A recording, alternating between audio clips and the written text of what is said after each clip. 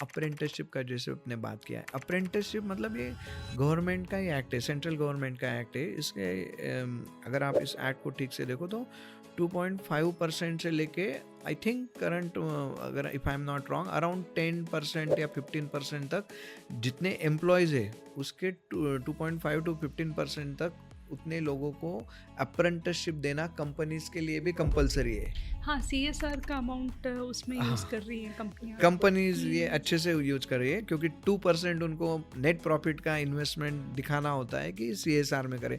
और अप्रेंटिसशिप का भी एक एडवांटेज ऐसा है कि 1 साल के लिए ये होता है, लेकिन it is as good as job. और उसमें से भी अराउंड 70-80% उसी कंपनी में जैसे ही कुछ रिक्वायरमेंट्स आती है इन्हीं बच्चों को कन्वर्ट कर लेते हैं।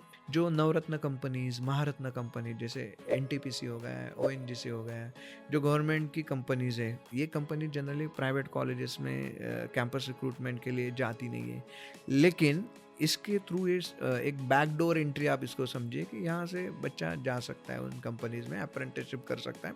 जो उन्हें 1 साल भर काम कर लिया तो उसका खुद का ही कॉन्फिडेंस बढ़ता है और लोगों को भी पता है कि इस कंपनी में करके आया तो इसके पास अच्छा खासा नॉलेज होगा। लगभग 1.25 लाख तक अप्रॉक्सीमेट नंबर ऑफ अप्रेंटिसशिप के जॉब्स अवेलेबल है बच्चों के ये लिए। किसी को पता नहीं है। बहुत कम लोगों को ये पता है मैम। बच्चों को लगता है कि अरे फुल टाइम जॉब अलग है और अप्रेंटिसशिप कुछ कम, इसमें कुछ कमी नहीं है, ये भी एज गुड एज जॉब है।